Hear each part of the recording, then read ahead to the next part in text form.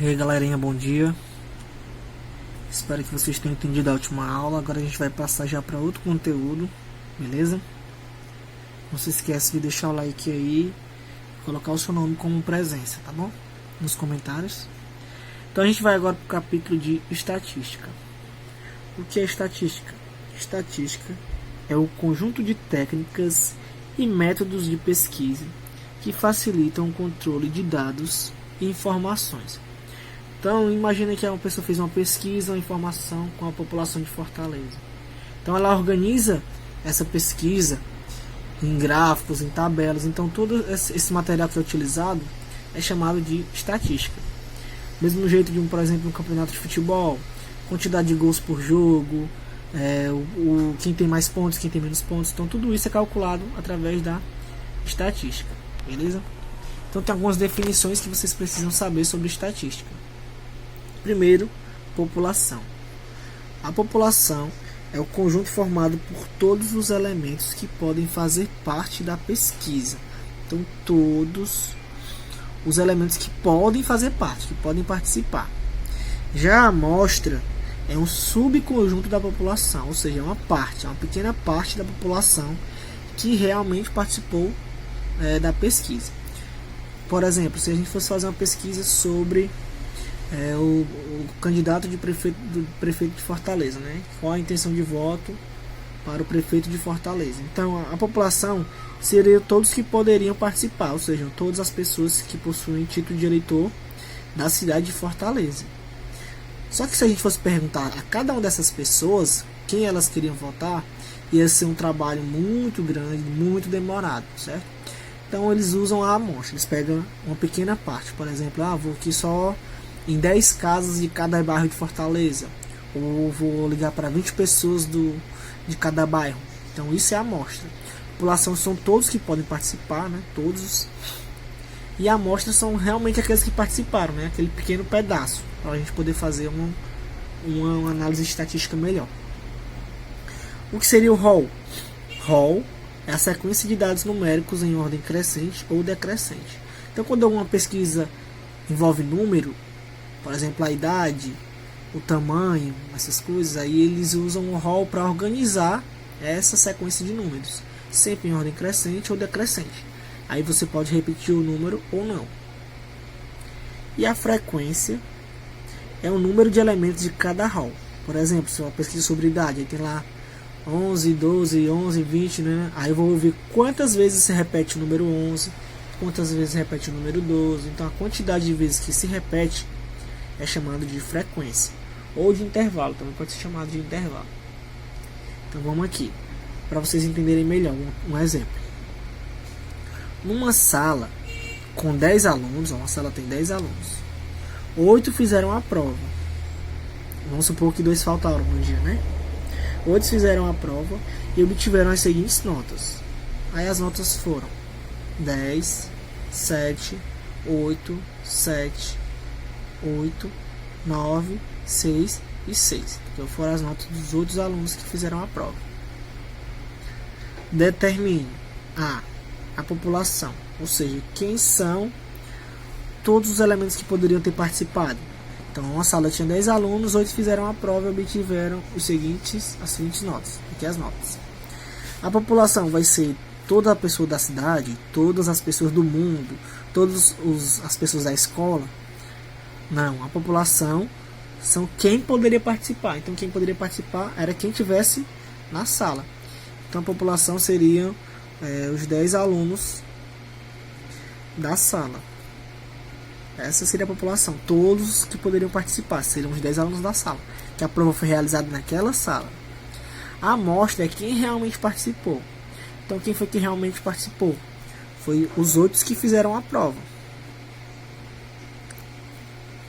Porque nem todo mundo fez a prova. Tinham 10, mas só os outros fizeram. Então esse 8 é como se fosse a amostra, uma pequena parte. O rol. O rol é a sequência de dados numéricas em ordem crescente ou decrescente. Então temos aqui as notas. Agora eu vou só organizá-las para ficar em ordem crescente ou decrescente. Então vou colocar aqui em ordem crescente, o rol. 6, 6, 7, 7, 8, 8, 9 e 10. Pronto. Esse é o hall. Eu posso colocar assim, ou posso colocar só 6, 7, 8, 9 e 10. Eu posso repetir ou não, certo? Agora, cria uma tabela com a frequência. Então, vou fazer uma tabelazinha com frequência. Como é que eu faço essa tabela? Aqui eu vou colocar a nota. Qual foi as notas que apareceram? Nota 6, 7, 8, 9 e 10. E ao lado a frequência. O que é a frequência? É o número de elementos de cada hall. Então 6. Quantas vezes apareceu 6? 2 vezes. Ó. 2 notas 6. Então a frequência dele foi 6. Apareceu 2 vezes. O 7 apareceu 2 vezes. Quantidade de vezes que ele aparece. O 8 apareceu 2 vezes. O 9 apareceu 1. E o 10, 1 também. Então, tá, fiz a tabelazinha com o hall e a frequência. Quantas vezes apareceu cada hall? Cada númerozinho. Então, isso é a frequência. Então, população são todos os possíveis, né, da pesquisa que podem participar. No caso aqui são os 10 alunos da sala, né, dessa pesquisa. A amostra foi quem realmente participou, né, a pequena parte. E o hall foi o resultado colocado em ordem. E a frequência é quantas vezes aparece cada hall. Isso a gente já estudou ano passado, tá mais para uma revisãozinha, beleza? Aí a gente vai para os gráficos. Os gráficos também a gente já aprendeu, já viu isso tudo no ano passado. Nós temos o gráfico de colunas, gráfico de barras, o gráfico de segmentos e o gráfico de setores, que também é conhecido como gráfico de pizza. Vamos lá. Gráfico de coluna. Como é que a gente faz um gráfico de coluna? Vou fazer um gráfico de coluna com essa tabela, tá bom? Com essa informação. Tá mais ou menos assim. Sempre um horizontal e um vertical. No gráfico de colunas, a frequência é na vertical, né, a quantidade numérica, e na horizontal são as notas, do que eu estou fazendo a minha pesquisa. No caso aqui a minha pesquisa foi sobre as notas, então aqui as notas. Então aparece a nota 6, a nota 7, 8, 9 e 10. Eu acho que eu deixei pouco espaço. Enfim, vamos lá. E as frequências que aparecem é 1 e 2. Então não precisa colocar vários 1s e vários 2 não. Coloco só 1 e 2. Isso é nesse exemplo, tá bom, gente? Então vamos agora só fazer o gráfico de coluna. O gráfico de coluna já está dizendo que eu vou fazer uma coluna. Então 6, ele teve frequência 2. Então vou fazer uma coluna. Vamos um pouco tá retinho, viu, gente? Que eu estou usando só uma mão. Frequência 6. O 7 também teve frequência 2. Então o gráfico vai fazer uma coluna com frequência 2. O 8 também teve frequência 2. Então faz uma colunazinha. Um pouco tá retinho, viu, gente? Então, uma coluna, 2 colunas, 3 colunas. Agora o 9 só teve uma frequência, então ele vai ficar só até o 1. E o 10 também só teve 1. Então, esse é o gráfico de colunas desse exemplo que a gente fez. Beleza? O gráfico de barras é o inverso do de colunas. Sempre horizontal e vertical. Vou fazer maiorzinho para ficar mais perfeito. Só que agora, ao invés da frequência ficar na vertical, ela vai ficar aqui. Você vai só trocar frequência e as notas. Aí a frequência 1 e 2. E as notas 6, 7, 8, 9 e 10. Aí é só fazer agora do mesmo jeito que eu fiz a coluna. Coluna é assim. Agora são barras. Barra é na horizontal. Então do 6 vai até o 2. Você pode fazer assim também, se você quiser, para não errar a medida.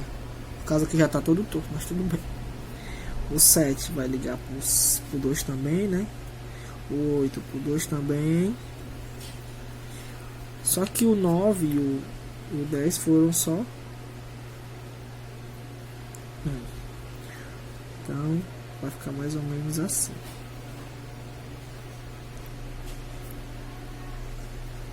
Se vocês forem fazer, gente, é pra fazer bonito, viu? Pode usar régua, que eu tô fazendo só na mão. Esse aqui vocês ficou tortíssimo. Então, enfim, só pra vocês verem. Coluna pra cima, barra deitado. O de segmentos, ele vai seguir primeiramente igual ao outro, frequência e notas, 1 e 2. Aqui sempre a gente vai ser os números, certo? Do menor para o maior, subindo. Lembra do plano cartesiano? 0, 1, 2, 3, é assim. E as notas aqui, 6, 7, 8, 9 e 10. Então aqui no gráfico de segmentos é aquele gráfico dos pontinhos, gente.